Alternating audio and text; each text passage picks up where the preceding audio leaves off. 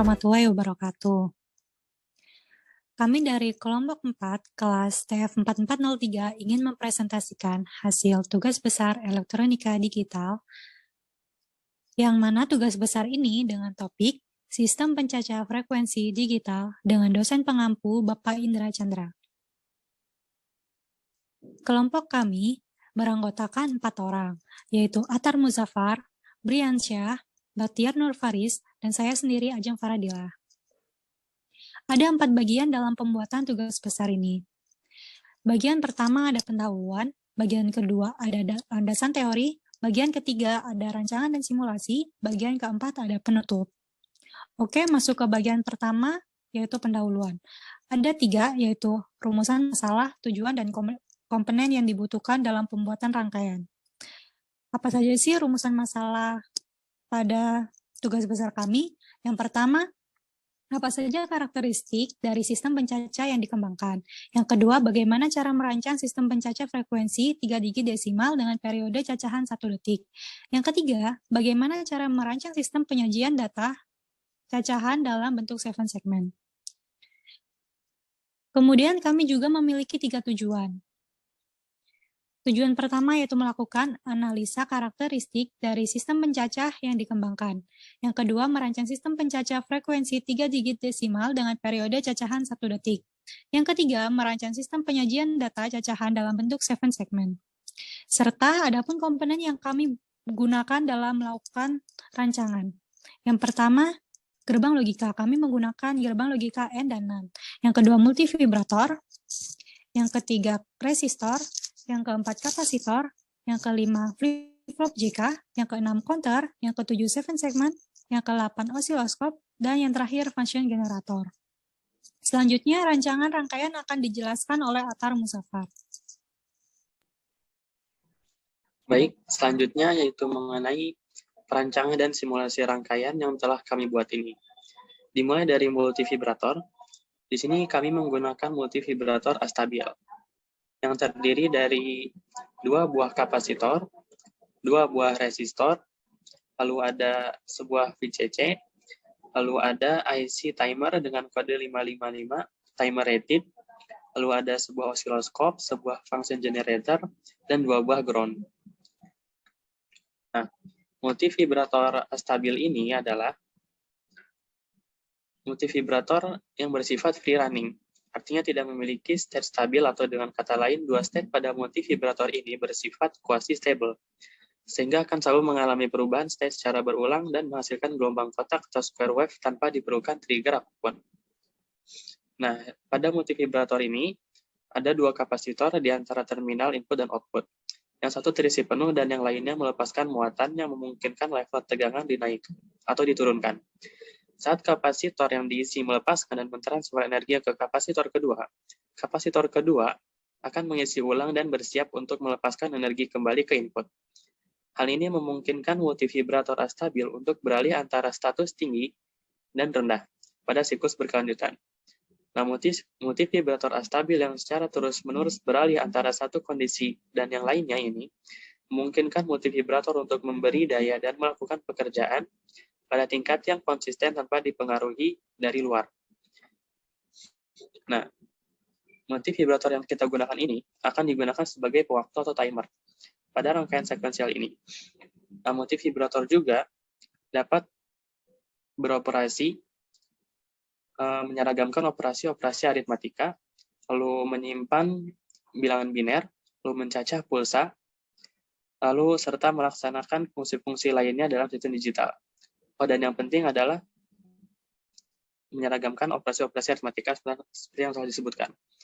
Nah, multivibrator ini beroperasi sebagai osilator dengan menggunakan osiloskop, yaitu sebagai sebuah rangkaian pembangkit sinyal di mana sinyal keluarannya dihasilkan akan berbentuk persegi atau square wave. Coba Brian misalkan dilihat output dari pada osiloskop grafiknya. Nah, seperti itu. Selanjutnya, nah untuk mengatur waktu dalam mencacah, maka kami menggunakan function generator. Dengan mengatur frekuensinya yang mana semakin tinggi frekuensi, maka periode cacahan akan semakin cepat. Selanjutnya mengenai counter. Di sini kami menggunakan counter asinkron, di mana untuk secara umum counter sendiri, definisi dari counter itu adalah salah satu rangkaian elektronika digital yang menggunakan urutan logika digital dan dipicu oleh pulsa atau clock, rangkaian sekuensial. Counter biasanya mencacah atau menghitung dalam biner dan dapat dibuat untuk berhenti ataupun berulang ke hitungan awal setiap saat. Nah, oleh karena itu di sini juga kita menggunakan push button dengan kode PB/NC, di mana itu dapat digunakan untuk menjeda cacahan yang ditampilkan angkanya pada segmen. Selanjutnya, counter asinkron ini adalah counter yang beroperasi tidak serentak dengan clock-nya. Pada counter ini, input clock rangkaian selanjutnya adalah output dari rangkaian sebelumnya. Dan minimal ada salah satu flip-flop yang clock-nya dipicu oleh output flip-flop lain atau dari sumber clock lain. Serta flip-flop ini akan disusun secara seri. Disebut pencacah asinkron karena input clock pada flip-flop tidak semuanya digerakkan oleh sinyal clock yang sama. Setiap output dalam rantai tergantung pada perubahan status dari output flip-flop sebelumnya. Nah, flip-flop counter ini juga bersifat sederhana. Pembuatannya sangat simpel, dapat dengan mudah dibuat dari toggle atau flip-flop tipe D. Lalu pencacah asinkron juga hanya membutuhkan sedikit perangkat keras dan biaya yang murah, serta pada pengoperasiannya hanya membutuhkan konsumsi daya yang sedikit. Nah, pada counter ini, masukan clock pemicunya tidak terhubung ke setiap flip-flop secara langsung. Clock pemicunya harus merambat melalui setiap flip-flop untuk mencapai masukan flip-flop yang berikutnya. Dan di sini seperti yang telah disebutkan, menggunakan 4 buah flip-flop JK, maka kita dapat melakukan hitungan paling tinggi adalah 1111. Counter yang dapat menghitung sampai 1111 tersebut disebut 4-bit binary counter. Dan karena perhitungan tersebut dari kecil terbesar, maka ini disebut juga asynchronous 4-bit binary up counter.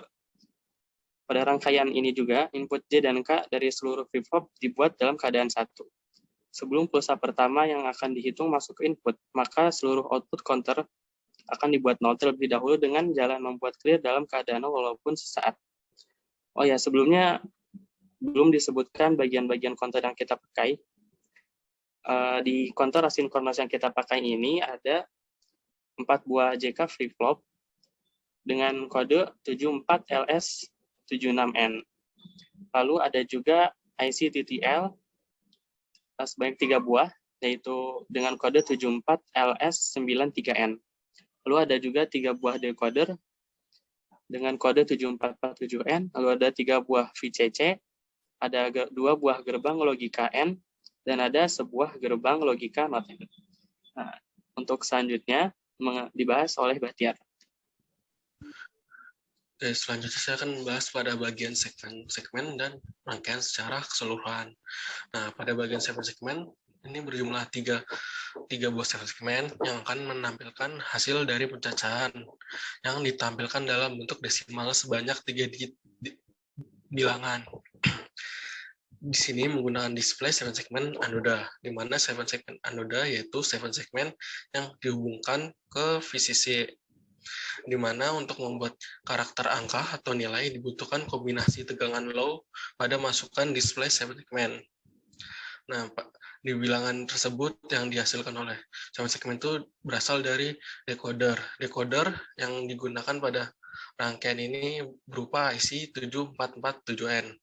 Decoder berfungsi sebagai penerjemah bilangan biner yang dihasilkan oleh pencacah dan kemudian diterjemahkan ke dalam bilangan desimal oleh decoder tersebut. Selanjutnya, saya akan membahas cara rangkaian keseluruhan. Rangkaian ini terdapat 2 kapasitor, 2 resistor, 1 IC 555 time rate, 5 VCC, 1 osiloskop, 1 function generator, 2 gerbang logika N, dan 1 gerbang logika NAND, 7 buah flip-flop, 3 buah decoder, dan 3 7 segmen. Cara kerja keseluruhan rangkaian ini adalah dengan dimulai pada multivibrator yang akan menghasilkan keluaran yang akan digunakan sebagai masukan atau pulsa dari flip-flop yang pertama. Seperti yang sudah dijelaskan oleh Atar, multivibrator ini sebagai waktu. Pulsa yang masuk ke dalam gabungan rangkaian flip-flop atau rangkaian cacah akan dicacah oleh rangkaian tersebut. Hasil cacahan dari rangkaian tersebut berupa bilangan biner. Nah, setelah itu bilangan biner tersebut akan masuk ke dalam decoder. Nah, seperti yang dijelaskan, decoder fungsi sebagai penerjemah dari bilangan biner ke dalam bilangan desimal. Nah, bilangan desimal tersebut kemudian akan masuk ke dalam 7 segmen. Nah, masuk ke dalam 7 segmen yang berguna untuk menampilkan hasil cacahan tersebut. Hasil cacahan tersebut berupa 3 digit desimal, di mana untuk 7 segmen yang kanan merupakan satuan, yang tengah merupakan puluhan, dan yang kiri merupakan ratusan. Hasil dari simulasi yang kami telah lakukan dengan mengikuti indikator TOR, kami berhasil membuat sistem penyajian data cacahan dalam bentuk 7 segmen. Selain itu, kami berhasil membuat waktu periode cacahan yang 1 detik. Hasil periode cacahan ini berhasil didapatkan dengan mengubah frekuensi pada function generator. Nah, di sini kami menggunakan frekuensi sebesar 250 Hz untuk menghasilkan periode 1 detik. Bisa dicontohkan oleh Briansyah, di mana pada frekuensi 250 Hz, cacahan akan dengan mempunyai periode 1 detik.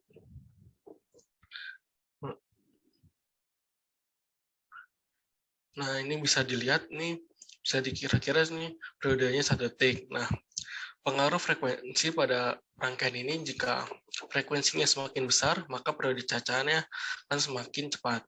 Bisa dicontohkan oleh Brian, misalkan frekuensinya 1000 Hz.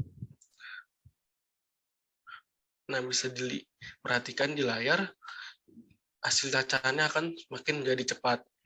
Begitu pula dengan frekuensinya yang semakin kecil, bisa dicontohkan dengan frekuensinya 100 Hz. Nah, dengan frekuensi 100 Hz bisa diperhatikan juga hasilnya akan periode cacahannya semakin melambat.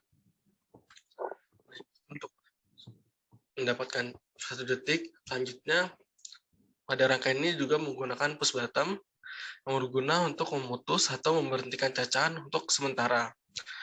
Push button mirip saklar, di mana saklar keadaan off, maka listrik tidak dapat mengalir, sedangkan jika saklar keadaan on, maka listrik dapat mengalir. Mirip seperti inilah penggunaan push button pada rangkaian ini. Nah, bisa dicontohkan oleh Brian dengan pencet push button. Boleh dipencet. Nah, bisa dilihat cacahan ini akan berhenti. Nah, jika dilepaskan kembali atau dilepas, cacahan akan lanjut melakukannya. Nah, selanjutnya akan dibahas oleh Briansyah.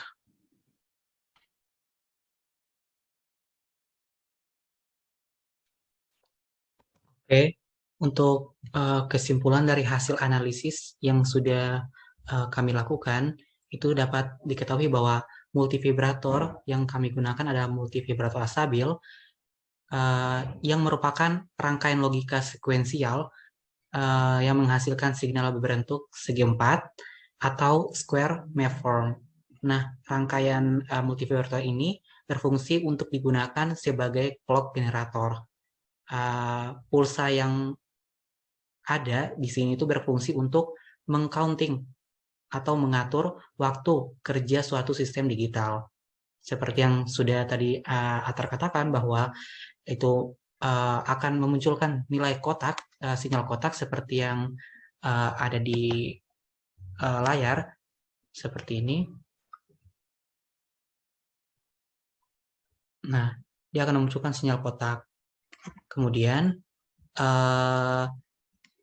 kita juga dapat mengetahui bahwa secara umum, counter ini sebenarnya terbagi atas 2 jenis, yaitu synchronous counter dan asynchronous counter.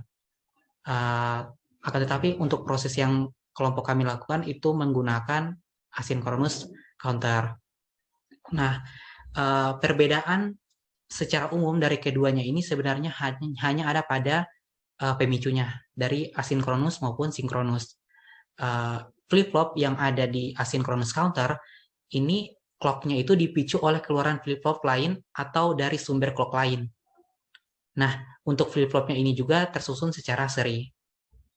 Nah, pada counter asinkron yang sudah kami lakukan, ini tuh terdiri dari sederetan flip-flop yang dikonfigurasikan dengan menyambung outputnya dari yang satu ke yang lain.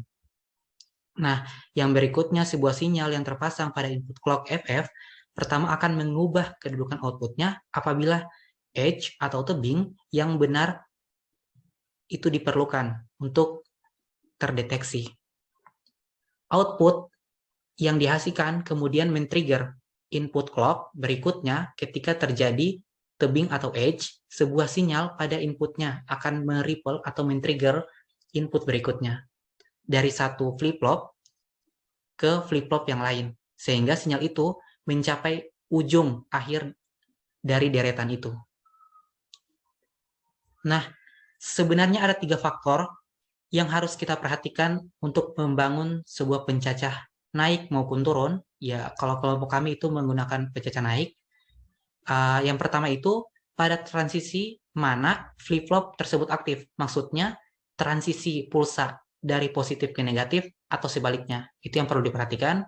Yang kedua, output flip-flop yang diumpamakan ke flip-flop berikutnya diambil dari mana ke mana. Yang ketiga, indikator hasil cacahan dinyatakan sebagai output yang mana. Berikut adalah 3 faktor yang harus diperhatikan untuk membangun sebuah sistem pecacahan agar mendapatkan hasil sesuai dengan keinginan. Nah, kemudian kita lanjut ke bagian di sini ada 7 segmen. Nah, seperti yang sudah dikatakan oleh Baktiar, di mana kita akan menampilkan 3 digit bilangan yang menggunakan display 7 segmen anoda. Nah, bilangan desimal yang dihasilkan oleh decoder di sini, yang dihasilkan oleh IC 7447N, itu decoder itu berfungsi sebagai penerjemah bilangan biner yang dihasilkan oleh pencacah dan kemudian diterjemahkan oleh bilangan desimal oleh decoder tersebut. Nah, jadi berdasarkan hasil analisis dan pengamatan yang telah dilakukan pada sistem pencacah frekuensi digital, bahwa kriteria dari rincian indikator tugas besar elektronika digital sudah memenuhi dan sesuai dengan ketentuan dari TOR atau Terms of Reference, yang mana dengan frekuensi 250 Hz di sini pada function generator sebagai pengatur waktu cacahan didapatkan cacahan sekitar 1 detik pada sistem 3 digit desimal yang ditampilkan pada 7 segmen di sini. Nah, maka dari itu dapat disimpulkan bahwa semakin besar nilai frekuensi yang diinput pada function generator untuk frekuensi pencacahannya, maka semakin cepat pula pencacahan yang dilakukan oleh 7 segmen. Dan begitu juga sebaliknya. Dan juga kelompok kami telah menganalisis karakteristik sistem pencacah yang sudah teman-teman saya jelaskan seperti yang tadi, dan telah menggambarkannya sesuai dengan TOR yang sudah diberikan. Mengembangkannya dalam bentuk yang terdiri dari multivibrator, pencacah, 7 segmen, osiloskop, generator, gerbang logika, VCC, dan beberapa komponen yang lainnya seperti kapasitor, resistor, dan decoder. Mungkin sekian dari kesimpulan, dilanjutkan ke Ajeng. Oke, sekian presentasi tugas besar dari kelompok kami. Mohon maaf apabila tugas besar kami tidak sempurna, karena sempurnaan hanya milik Allah semata. Terima kasih. Wassalamualaikum warahmatullahi wabarakatuh.